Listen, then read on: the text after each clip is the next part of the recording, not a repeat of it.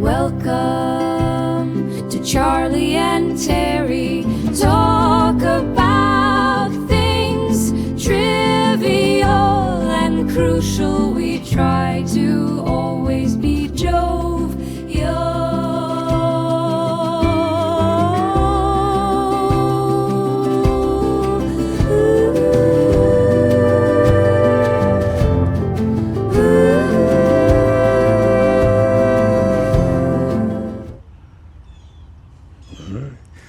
Well, good morning, everyone. It's Charlie and Terry once again coming to you from our new location at Mineral Springs Park in East Bradenton.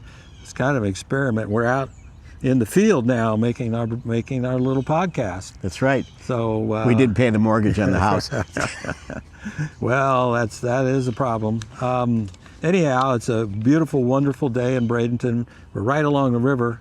We tried down near Riverwalk. We tried to actually have that as the background, but the lighting was kind of poor with that. So here we are to talk about early Bradenton history as a follow-up to our discussion about Fogartyville. Turns out as we were digging into it, there's a lot more of interest, and it's local, and this is a beautiful little park. If you haven't been here before, it's worth a visit. So where do we start, you think, as Mr. Historian? Well, it starts back in the early 1800s. Right? Yeah, even before that, because this, I think, was an Indian settlement. Yes, and the Native Americans settled here because of this wonderful spring, which brought fresh water, and they didn't have to swim in the river or get water from the river. Well, not only that, though, the river here was the only way to get around. Yeah. One of the best way to get around, I'll put it that way. And so it was a very convenient location. And then after that, there was a settlement here called Angola, which was really freed slaves and Indians, or Native Americans that were running away from the federal troops that were chasing them around here. So I think it really was a byproduct of the treaty. At the end of the 1812 war, was that The Treaty of Ghent. The treaty, okay, so ended the British just bailed and left everybody alone, and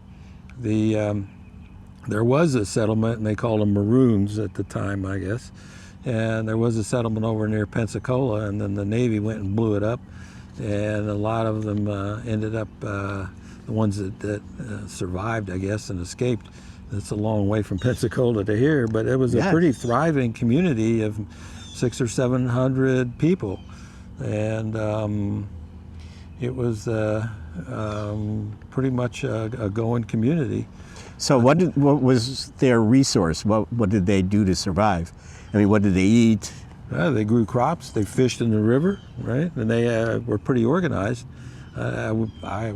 We came down here to go to the Reflections of Manatee historic site, but it was closed. I think there's a 4 or 5K run coming up tomorrow, so apparently they're off preparing for that. Anyway, the first settler really to come here was Josiah Gates, and he came in 1842. And that was the end of the Second Seminole War. And that was when they passed, I got to look at my notes here because this is the Florida Armed Occupation Act of 1842, which was the end. And it was passed in order to encourage settlers to come here and settle and bring people into the state of Florida. White settlers. White settlers, yes. Right? And displace the native people and the free black people that were here, that had come here at the end of the hostilities with Britain. So it's kind of an interesting, turbulent spot in some ways.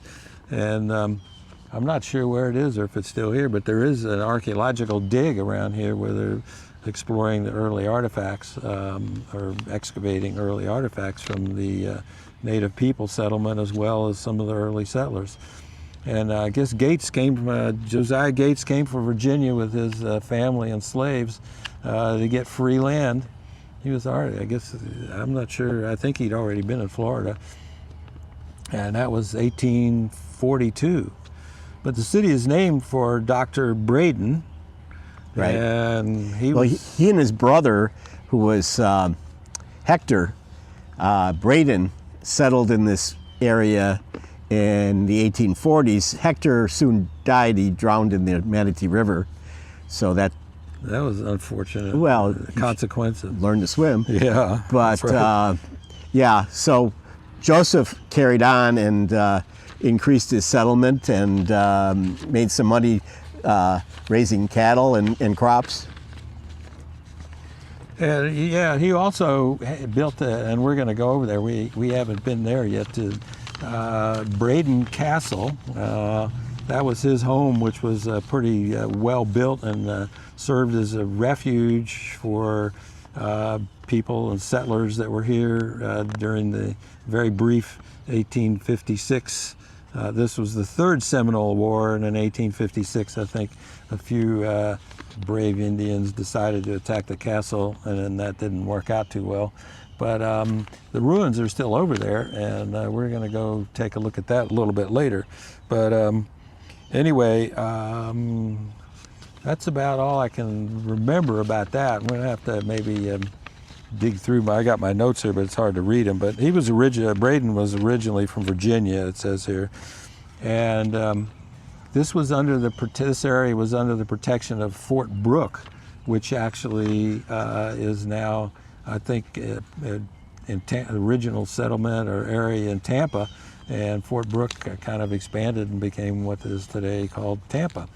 So there's a lot of early Florida history really around this area, and we're just now kind of beginning to explore it a little bit. Yes. And learn about it ourselves. And so this is my first visit over. Actually, maybe I was here one more time many years ago, because I remember seeing the archaeological excavation, which was probably going on in 2020, so it wasn't that long ago. And this is my first time here at the Mineral Springs Park, so it's really pretty here. So I recommend everybody who is in the Bradenton area to check this out. Yeah, definitely. And as we learn more, we'll be imparting more of our local lore. So I think we're probably done for now.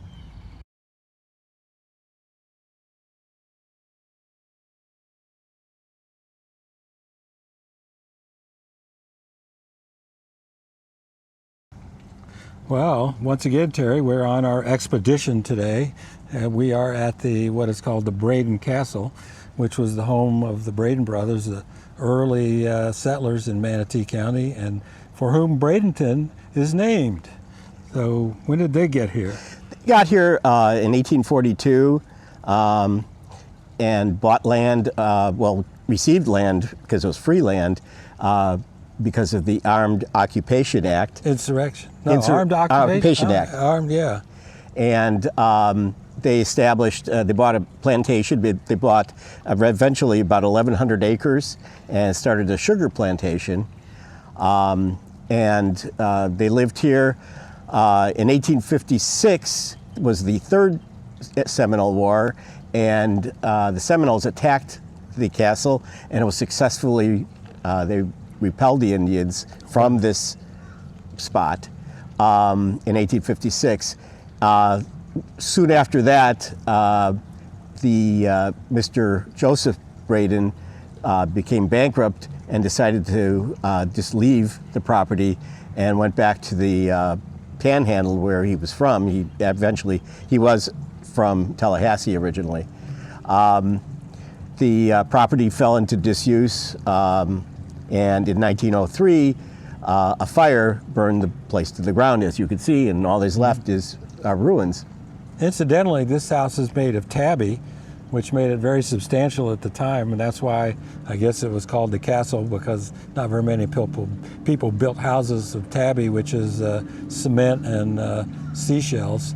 I don't know if we have a close-up picture, but anyway, it's an interesting piece of property and history, and it's right in the middle of this settlement, right down on the river here on the Manatee. Great location. We came down off Manatee down 27th Street East to get here, so this shows you where the actual original, I'd say the town was centered around here probably. The village of Manatee, it was called at the time. And the Braden River comes in here, right into the Manatee, a little bit upstream. So it was a great place to start a plantation. So that's it. I can't think of anything else. I can't think of anything else. All right, we're good.